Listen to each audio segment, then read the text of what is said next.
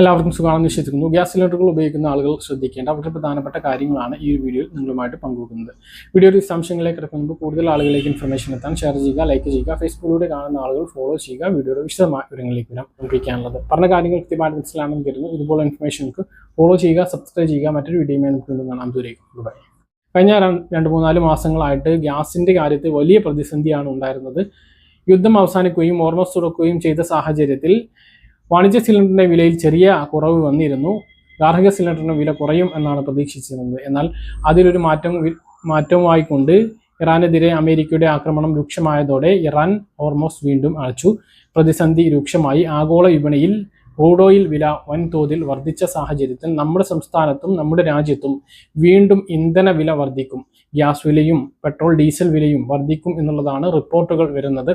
Gas വില നിലവിലെ സാഹചര്യത്തിൽ വാണിജ്യ സിലിണ്ടറിന് മാത്രമാണ് വില കുറച്ചിട്ടുള്ളത്.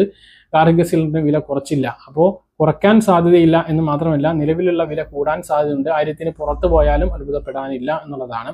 അപ്പോൾ എല്ലാ ആളുകളും വരും മാസങ്ങളിൽ ഈ ഒരു പ്രതിസന്ധി തീരുന്നത് വരെ സൂക്ഷിച്ച് ഉപയോഗിക്കാൻ ശ്രദ്ധിക്കുക. അതുപോലെ ബുക്കിംഗ് ഇടവേള അതിൽ മാറ്റം വരാനുള്ള സാധ്യതയുണ്ട്. അതായത് കുറവ് വരുത്തുകയല്ല, കൂട്ടാനോ സാധ്യതയുണ്ട്, അല്ലെങ്കിൽ നിലവിലുള്ളത് തുടരാൻ സാധ്യതയുണ്ട്. നിലവിൽ ഗ്രാമപ്രദേശങ്ങളിൽ 40 ദിവസവും നഗരപ്രദേശങ്ങളിൽ 25 ദിവസവുമാണ് ബുക്കിംഗ് പരിധി ഉള്ളത്. ഈ കാര്യം എല്ലാവരും ശ്രദ്ധിക്കുക. മറ്റൊരു പ്രധാനപ്പെട്ട അറിയിപ്പ്, വിവിധ ഗ്യാസ് ഏജൻസികളുടെ സുരക്ഷാ പരിശോധന എന്ന പേരിലുള്ള പരിശോധന ഗ്യാസ് ഏജൻസികൾ ആരംഭിച്ചിട്ടുണ്ട്. ഭാരത് ഗ്യാസിൻ്റെ പരിശോധനയുമായി ബന്ധപ്പെട്ട വീഡിയോ നമ്മൾ കഴിഞ്ഞ ദിവസം ചെയ്തിരുന്നു.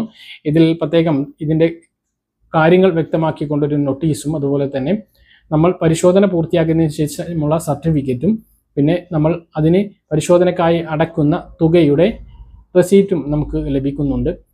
ഈ ഒരു രീതിയിലുള്ള പരിശോധന വെറും ദിവസങ്ങളിൽ ഉണ്ടാകും. ഭാരത് ഗ്യാസിന് 236 രൂപയാണ് ഈടാക്കുന്നത്. GST അടക്കമാണ്. 200 രൂപ പരിശോധനക്കും 13 രൂപ സ്റ്റേറ്റ് GSTയും 13 രൂപ സെൻട്രൽ GSTയുമാണ് ഈടാക്കുന്നത്. ഇനി ഏതെങ്കിലും സാമഗ്രികൾ, അതായത് പൈപ്പോ റെഗുലേറ്ററോ മാറ്റണമെന്നുണ്ട് എങ്കിൽ അതിന് എക്സ്ട്രാ ചാർജ് നൽകേണ്ടി വരും എന്നുള്ളതാണ്.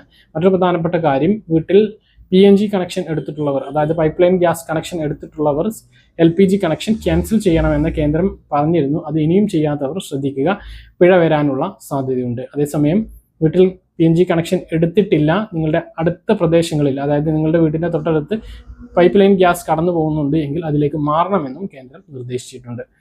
മറ്റൊരു പ്രധാനപ്പെട്ട കാര്യം KYCയുടെ കാര്യമാണ്. ഉജ്ജ്വൽ യോജന കണക്ഷൻ ഉള്ളവർ നിർബന്ധമായിട്ടും KYC പൂർത്തീകരിക്കണം. ബാക്കിയുള്ളവരും KYCൻ്റെ കാര്യത്തിൽ അലംഭാവം കാണിക്കരുത്. ഭാവിയിൽ ഗ്യാസ് കിട്ടാതെയാകും എന്നുള്ളതാണ് ഓർമ്മിപ്പിക്കാനുള്ളത്. പറഞ്ഞ കാര്യങ്ങൾ കൃത്യമായിട്ട് മനസ്സിലാണെന്ന് കരുതുന്നു. ഇതുപോലെ ഇൻഫർമേഷനുകൾക്ക് ഫോളോ ചെയ്യുക, സബ്സ്ക്രൈബ് ചെയ്യുക. മറ്റൊരു വീഡിയോയുമായി നമുക്ക് വീണ്ടും കാണാം. ദൂരേക്കും ബൈ.